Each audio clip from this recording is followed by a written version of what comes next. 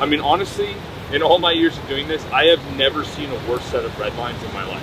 So this is what you meant by taking our pants down. Yeah. Look, I know I'm really close to this. What do you think we should do? All right, Josh. So here's what I think we should do. I took notes of what you were saying. It's kind of noodling in my head. We got a few troubles we got to address. So the first one on the insurance, I don't think there's much we can do there. The reality is, you know, their general counsel or their business practices are dead set on a certain liability. So I think we need to just factor that into our costs, which I'll do. And that's going to be 3x whatever it is now if they want 15 million. The non-compete also, as hard as it is for me to accept that, there's not a lot of clients that big in this space that we'd be prevented from doing business with. And I think the reason why they want the non-compete is they're worried about their intellectual property through our network getting to their competitors, which if I am them, I would understand. And under normal circumstances, I definitely would not accept those terms. I mean, if they were like in healthcare or they were in, you know, some other industry with a broad range like telecom or banking, you know, we'd probably, as hard as it would be to let that opportunity go. One directional indemnification, I think that, you know, the thinking here is, you know, they're in the logistics space and accidents happen all the time. So, you know, their mentality is that they are not going to be held accountable for basically anything that can go wrong, which they have more to lose than we do. And that kind of brings me into the limitations of liability, you know, being 3x. That is an issue. That's a big liability for us. What we're going to have to do is talk to our insurance carrier and see if we can increase the insurance claim coverage to cover 3 new pieces that I don't think we covered today. One is IP theft. So we definitely need to shore up on IP theft insurance. We also need to have insurance on, there's errors and omissions, but then there's also executive errors and omissions. I think in this case, we as a management team need to also be covered in case we've made some mistakes, you know, from a staffing perspective, that gets covered, how much that's going to be. And then the last point here is the payment terms. So I think that the payment terms and the rate, I think what we're gonna do is, I don't want to just send this back to them in an email with a bunch of red lines. Someone's just gonna read this and they're gonna be like, no, no, no, let's go with another vendor.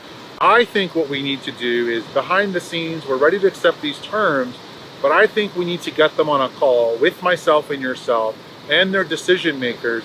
And I'd like to talk through the rate and I'd like to talk through the payment terms. And the reason why I'm going to do that is because I'm going to use what they're saying as the payment terms and the rates to be able to understand where is this coming from. If this is just some arbitrage, some controller over there saying, well, we get this rate and this rate, well, what are you getting, right? You go out and you buy a car, you know, they have different options, right? So we just got to make sure that we can articulate. We have not articulated as good of a job as you've done identifying these things. I don't think all the decision makers there have seen what it is we offer as a company, the speed, the consistency. And so I think our next move is, I'm okay with accepting those terms as a starter. So get them to the call and say, we'll accept most of your red lines, but I think we also have to get them on the call to discuss the rate and the payment terms. And through that discussion, I'm gonna know, you know, kind of where that's coming from, and you're gonna know. And if it's just gonna be a comparison of apples to apples, then we'll guarantee you it's not apples to apples. So I think getting them on a call first and understanding the dynamic with the team and hearing them is gonna be a lot better. And it's all remote anyways, so, you know, we shouldn't have a problem getting a few decision makers on the call. But if we do that, I think as a next step, we use that as a catalyst to negotiate the rest of the terms on the contract. And in doing so, I think we'll be successful. But I think just sending it back to them and redlining a bunch of stuff and doing it through there is hard. And I know you mentioned that they're hard to get a hold of, but I think we take our time here. I think this is a buyer that is going to make a big decision, and I don't think a delay of 1 or 2 weeks, as excited as we are, that they're going to bypass a meeting with us when it's this far down the funnel, as you said. So I think that's what we do. Let's play that out and see how it works out.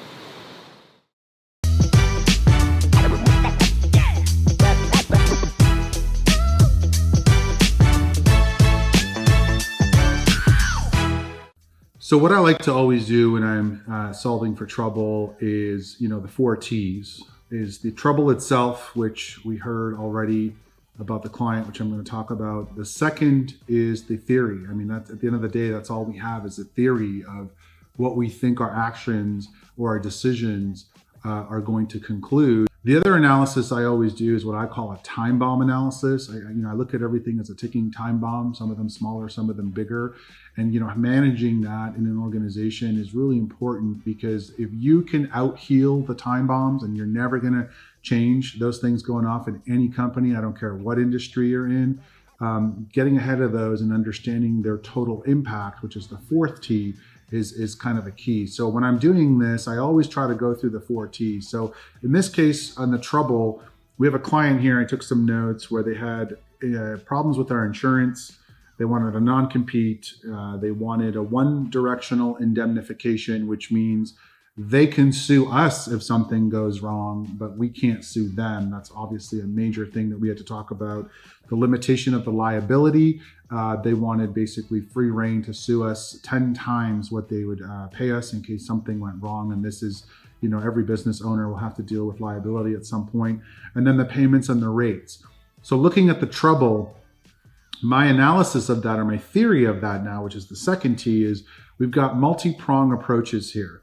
The first, we are dealing with multiple departments. It's clear to me that we have influencers of this decision. We have the direct decision makers, and we have parties to the decision that we don't even know about. I'm theorizing that in this case, the information Josh gave me, that we're dealing with legal that has its own set terms. They just went through a merger, which means they're probably going to be a lot less risk adverse. You have legal that wants to take a position that we really cannot control that. And that's why I pulled the rate and I pulled the payment terms out as a specific. Because when you get into non-competition and these types of these size organizations, and any size organization you deal with that has this kind of structure, you're not going to really be able to push back. And we have to be flexible if we're going to grow the business.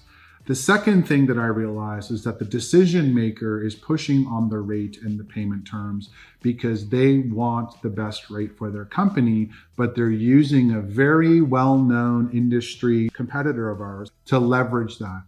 If we didn't go so far down the funnel, my theory would be that maybe they're just using us to try us out.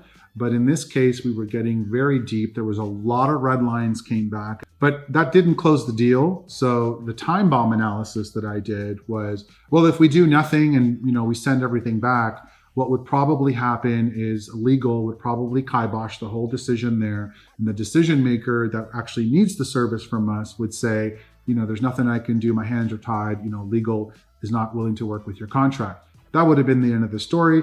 Big time bomb for us. It's a $6 million revenue account. Something's missing that we don't know. And that is, why are they pushing back on our rate? And that is why I made the decision to tell Josh to back off the contract negotiation, set up a call with the decision maker so we can bring the decision maker to the table and understand the rate and the payment term dynamics that they're talking about.